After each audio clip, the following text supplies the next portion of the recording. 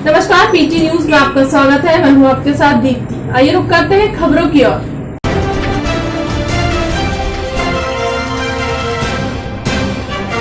प्रदेश के उच्च शिक्षा मंत्री मोहन यादव ने आगर मालवा जिला मुख्यालय आगर में विधि महाविद्यालय का लोकार्पण किया। साथ ही उन्होंने इस महाविद्यालय का नाम क्षेत्र के महान संत जो वकील भी रहे हैं के नाम से जय नारायण बापूजी वकील साहब महाविद्यालय रखने की भी घोषणा की। क्षेत्र के लिए यह भी खुशखबरी है कि इसी सत्र से इस महाविद्यालय में एडमिशन भी शुरू किया जा रहा है। हम आपको बता दें 2012 तक जन भागीदारी समिति के माध्यम से आगर में विधि महाविद्यालय संचालित होता था, पर कुछ औपचारिकता पूर्ण न होने के कारण उस समय इसे बंद कर दिया था और तभी से जिले के निवासी आगर में पुनः विधि महाविद्यालय शुरू करने की मांग कर रहे थे, जो अब पूरी हो चुकी है। भारत नेपाल सीमा पर स्थित अठमुहान एसएसबी ने बॉर्डर क्षेत्र अवस्थित बिजवनी गांव के पास छापेमारी कर गांजे के साथ 2 तस्करों को धर दबोचा। पकड़े गए तस्कर की पहचान जितना थाना क्षेत्र के अगरवा गांव निवासी विजय शाह के 12 वर्षीय पुत्र रोशन कुमार और वकील रॉय के 18 वर्षीय पुत्र पवन कुमार के रूप में की गई। अठमोहान कैंप प्रभारी ने बताया, गुप्त सूचना के आधार पर कार्रवाई करते हुए बिजवनी गांव के पास छापेमारी की गई, जहां से हीरो होंडा स्प्लेंडर बाइक पर लदे गांजे को जब्त किया गया। गांजे का वजन 7 किलो, जिसका अनुमानित बाजार मूल्य 3,33,000 आंका गया है। वहीं कागजी प्रक्रिया के बाद इसे जितना पुलिस को सुपुर्द कर दिया गया है। सरकार ने आवारा पशुओं को आश्रय देने के लिए करोड़ों रुपए खर्च कर गौ आश्रय का निर्माण कराया और उनकी देखभाल करने और चारा देने के लिए कर्मचारी भी नियुक्त किए। लेकिन गोंडा जिले में गौशालाओं की हकीकत कुछ ऐसी है कि यहाँ गौशालाओं में गौवंशों का आश्रय के स्थान पर सिर्फ मौत ही मौत मिलती है। यह कोई एक गौशाला की बात नहीं, बल्कि जिले में अनेकों गौशालाओं का यही हाल है। बसियाचेन और रुद्रगढ़, नौसी व अन्य कई गौशालाओं में चारे और अव्यवस्था के अभाव में दर्जनों गौवंश की मौत हो गई और आए दिन दर्जनों की संख्या में पशुओं की दर्दनाक मौतें होती रहती हैं। गौशाला में पशुओं के मरने के बाद उन्हें दफनाए तक नहीं, जहां तहां पड़ी रहती हैं, ना ही इसे कोई देखने वाला सामने आता है। गौशाला कर्मचारियों का कहना है सिर्फ 30 रुपए में एक गाय का पेट नहीं भरा जा सकता, जिसके चलते गौशालाओं में बड़े पैमाने पर गायों की मौत हो रही है। गौशालाओं में बड़े पैमाने पर गौवंशों की हो रही मौतों पर आज बसपा के पूर्व लोकसभा प्रत्याशी मसूद आलम खान ने मुख्यमंत्री के नाम डीएम को ज्ञापन सौंपा और उन्होंने मांग की चारे व अव्यवस्था, चिकित्सीय अभाव में गौशालाओं में दम तोड़ रही गौवंशों पर सरकार तत्काल कोई कदम उठाए। ये डीएम कार्यालय पर आकर अभी आप कुछ ज्ञापन दिए हैं, किसको ज्ञापन दिए हैं और किस मुद्दे को लेकर क्या था? देखिए, आज मैं जिलाधिकारी महोदय को एक ज्ञापन दिया है। कल हमारे विधानसभा क्षेत्र कटरा बाजार के ग्राम बेसियाचैन के निवासी भाई, हमारे ये वीर सिंह एडवोकेट जो हाईकोर्ट के अधिवक्ता हैं, वहाँ के निवासी हैं हमारे विधानसभा क्षेत्र के, इन्होंने मुझे फ़ोन किया कि मसूद भाई, हमारे बेसियाचैन में गौशाला में 13 गायें मर गई हैं, भूख प्यास से सब तड़प रही हैं और वहाँ पर कर दिया गया है, कोई प्रशासन की तरफ से देखरेख नहीं हो रहा है। उसी संबंध में आज मैं जिलाधिकारी महोदय से मिला हूँ। मेरा एक ही बेसियाचैन ही नहीं, पूरे जनपद की जो गौशालाएं हैं, वहाँ पर जो हमारे गौवंश हैं वो भूख प्यास से मर रहे हैं। गौशालाओं के निर्माण में हो या उसके संचालन में हो, उसमें भ्रष्टाचार व्याप्त है।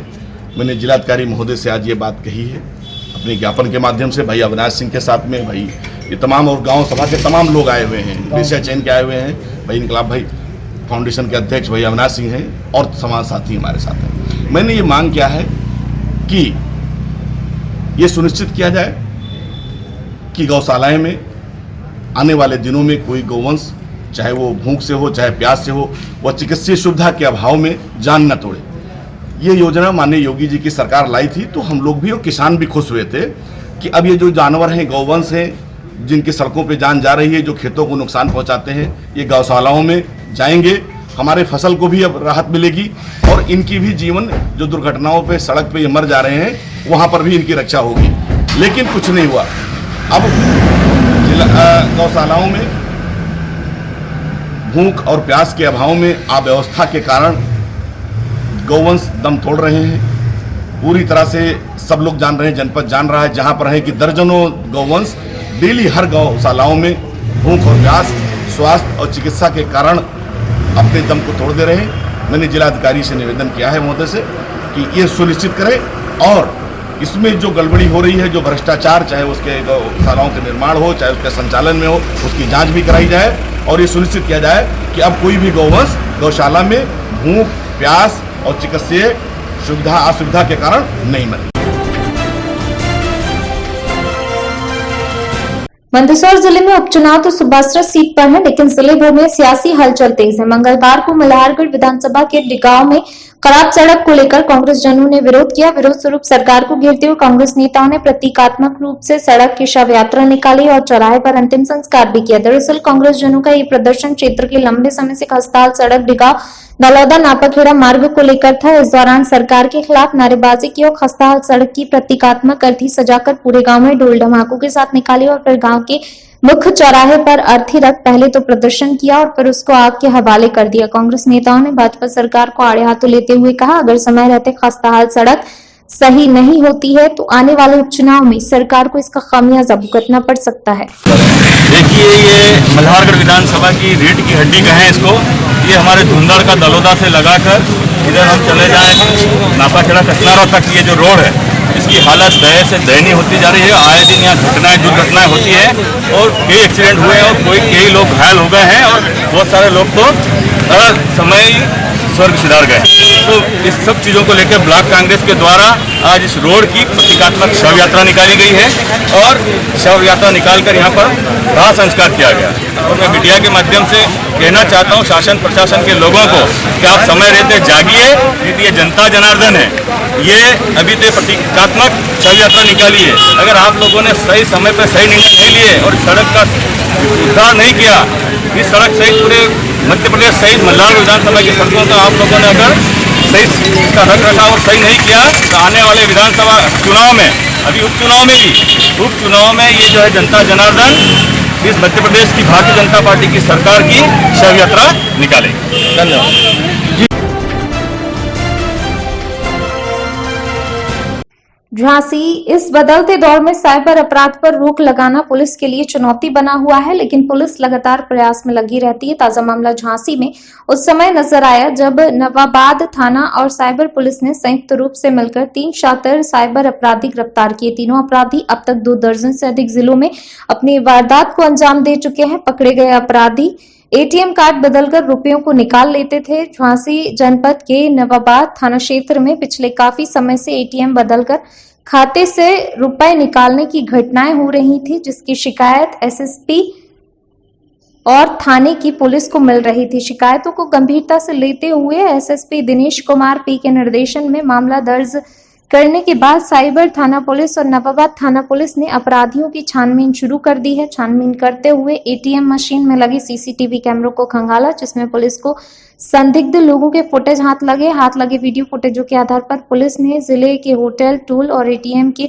फुटेज की जांच की, जिसमें 3 अपराधी सक्रिय नजर आए। पुलिस ने अपराधियों की तलाश शुरू कर दी। इसी दौरान पुलिस टीम बस स्टैंड के पास से घेराबंदी कर एक लग्जरी कार को रोकने का प्रयास किया। पुलिस को दिखा अपराधी फायरिंग कर भागने का प्रयास करने लगे, लेकिन पुलिस ने उन्हें किसी प्रकार पकड़ने में सफलता हासिल कर ली। तलाशी के दौरान उनके पास से पुलिस ने 315 बोर के 3 तमंचे, 5 कारतूस, 43,580 रुपए नगद, 3 purse, 14 ATM card, 2 driving licence, 3 Aadhaar card, 1 PAN card, 1 RC और 1 टाटा जस्ट कार क्रमांक HR 26 DF 8855 बरामद की। तीनों को थाने लाया गया, जहां उन्होंने अपना नाम सचिन सिंह, मोंटी और अर्जुन मुजफ्फरनगर बताया। झांसी एसएसपी दिनेश कुमार पी ने पकड़े गए साइबर अपराधियों की जानकारी देते हुए तीनों शातिर किस्म और हाई प्रोफाइल अपराधी हैं। तीनों महंगी गाड़ियों से चलते और अलग अलग जिलों में पहुंचकर महंगे होटलों में रुकते। इसके बाद एटीएम मशीन के इर्द गिर्द रेकी करके अपना टारगेट चुनते हैं। टारगेट चुनने के बाद वे भोले वाले लोगों की मदद के नाम पर एटीएम कार्ड बदल लेते। एटीएम कार्ड बदलने के बाद वे उनके खातों से रुपए निकाल लेते, साथ ही ऑनलाइन रुपए ट्रांसफर करते हैं। अब तक उक्त अपराधी आगरा, मुरैना, झांसी, ललितपुर, छतरपुर, जबलपुर, मंडला, बेमेतरा, बिहारी, अब्दुल्लागंज, भोपाल, गुजरात, उत्तराखंड, असम, पश्चिम बंगाल, छत्तीसगढ़, झारखंड समेत अन्य स्थानों पर घटना को अंजाम दे चुके हैं। 17 तारीख को हमारे साथ एटीएम पे लोगों ने बदल के एटीएम से हमारे पैसे निकाले 25,000। इसके बाद हम तुरंत ही इसके बाद हम तुरंत ही नवाबाद थाना गए। नवाबाद थाने ने हमको बताया कि नहीं, आप साइबर क्राइम की ब्रांच है यहाँ नहीं खुली है, वहाँ जाइए। वहाँ भी हम गए तो बहुत जल्दी भानु सर है, इन्होंने हमारी बहुत जल्दी हेल्प की और फिर सर के पास ले गए। इन्होंने बिल्कुल हमें आश्वासन दिया था कि चिंता नहीं करिए, बहुत जल्दी पकड़ जाएंगे बड़े साहब ने। हमें इस बात की खुशी है कि क्या कहा जब आप ATM गए इनको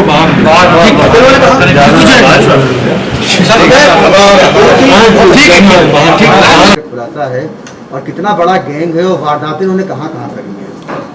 देखिए,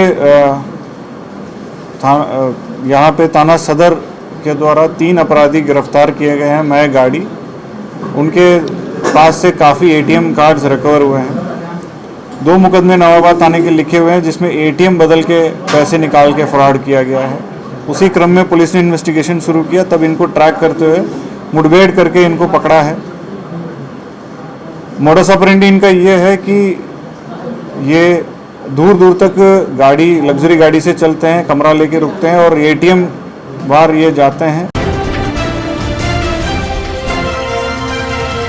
खबर लखनऊ से। लखनऊ कमिश्नर के दिशा निर्देश पर काम कर रही सरोजनी नगर पुलिस टीम को मिली बड़ी कामयाबी। अंतर जनपदीय बाइक चोर गिरोह का चढ़ा सरोजनी नगर पुलिस के हत्थे। चेकिंग के दौरान पकड़े गए बाइक चोरों से पूछताछ में गैंग का खुलासा हुआ। सरोजनी नगर पुलिस ने अंतर जनपदीय बाइक चोर गिरोह के 5 सदस्यों को गिरफ्तार किया। गिरफ्तार किए गए चोरों के पास से 10 मोटरसाइकिल व 5 मोबाइल चोरी के जेवरात 11,150 रुपए पुलिस ने बरामद किए। डीसीपी मध्य सोमेन वर्मा ने सरोजनी नगर पुलिस टीम को 10,000 रुपए का इनाम देने की घोषणा की।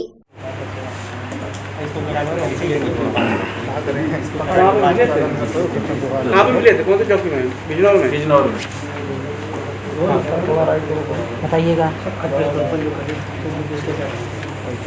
ये प्रेस कॉन्फ्रेंस एक जो कुछ हमारे हाथ में चोर पकड़े गए हैं, 5 चोर हिरासत में आए हुए पुलिस की हिरासत में, और उनके पास से जो बाइकें बरामद हुई जो अलग अलग जगह से चोरी कर ली गई थी और जिनकी भी FIR अलग अलग जगह पर दर्ज है, उसके संबंधित प्रेस कॉन्फ्रेंस है।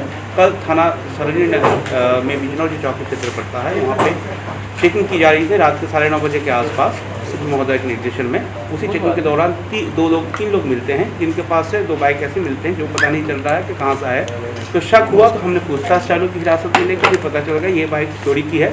फिर उनकी निशानदेही पे और 2 लोग मिले जिनसे और बाकी सारे बाइक धीरे धीरे बरामद हो गए।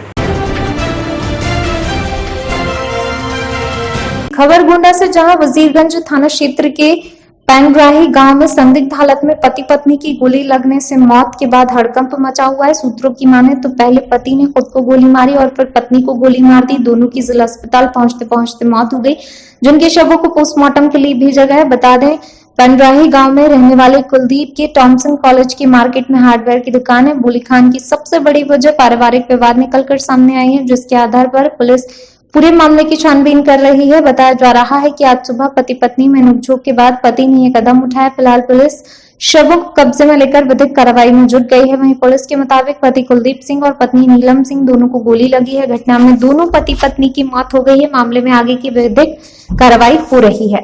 पेड़राही ग्राम के अंतर्गत की घटना है। इसमें कुलदीप, जिनके नाम एक लाइसेंसी असलाह है, और इनकी पत्नी नीलम सिंह, इन दोनों को गोली लगी है और ये अस्पताल उपचार के लिए आए हैं और यहाँ पर इनकी मौत हो गई है। अब पुलिस पूरी तथ्यों की जांच करके आवश्यक कार्रवाई कर रही है। गोला में डीजल पेट्रोल की धड़ल्ले से चोरी का खेल चल रहा था। सीओ की छापेमारी में पकड़ में आई चोरी। नवाबगंज कटरा पुलिस की कार्यशैली पर सवाल। 2 साल से चल रहा था तेल चोरी का खेल। तेल चोरी में टैंकर के ड्राइवरों की भूमिका, ड्राइवरों से सेटिंग कर निकाला जा रहा था तेल। सूचना पर सीओ सिटी ने टीम के साथ की छापेमारी। मौके से 12,000 लीटर अवैध तेल बरामद, 5 लोग हिरासत में, 1 डीजल टैंकर भी बरामद। थाना नवाबगंज क्षेत्र के इस्माइलपुरा का मामला। गोपनीय सूचना प्राप्त हो रही थी कि जो ऑयल टैंकर्स हैं जो डिपो से विभिन्न ऑयल फिलिंग स्टेशंस के तरफ जाते हैं, उन टैंकरों से चोरी की सूचना प्राप्त हो रही थी। एक स्पेसिफिक सूचना इस्माइलपुर की थी। उस सूचना के आधार पर मेरे द्वारा सीओ सिटी की टीम को यहाँ से भेजा गया था और उन्होंने जब छापेमारी की तो एक 12,000 लीटर पेट्रोल का टैंकर वहाँ पे मिला, जिससे कि लोग तेल की चोरी कर रहे थे। इस कार्रवाई में 5 लोग गिरफ्तार हुए हैं, जिसमें टैंकर का ड्राइवर, उसके अलावा जो ये रैकेट संचालित कर रहा है उनमें एक पार्टनर जिसका नाम बुधिराम है वो पकड़ा गया है। एक उनका पार्टनर संतोष यादव अभी फरार है। बुद्धि यादव पकड़ा गया है, संतोष यादव फरार है। इसके साथ इनके 4 सहयोगी जो अलग अलग क्षेत्र के रहने वाले हैं वो भी पकड़े गए हैं। इनका पूरा रैकेट के बारे में कई सारी जानकारियां मिली हैं, उस पर पुलिस टीम अभी काम कर रही है। कुछ महत्वपूर्ण वहाँ से डॉक्यूमेंट्स भी मिले हैं जिससे ये पता चल रहा है कि और कितने टैंकर पर डे यहाँ आते थे और कहाँ कहाँ ये डिस्ट्रीब्यूट होता था, इसके डिस्ट्रीब्यूशन का नेटवर्क। साथ ही साथ जो अभी तक बात पता चल रही है कि ये लगभग 2 साल से ये ऑपरेट हो रहा था। इसमें डिटेल छानबीन अभी चल रही है। हम लोगों ने सप्लाई विभाग को भी सूचित किया है। एक प्रभावी कार्रवाई इसमें पुलिस टीम द्वारा सुनिश्चित कराई जाएगी। फिलहाल के लिए अब तक की खबरों में इतना ही। देश दुनिया की तमाम बड़ी खबरों के लिए बने रहे हमारे चैनल के साथ। नमस्कार।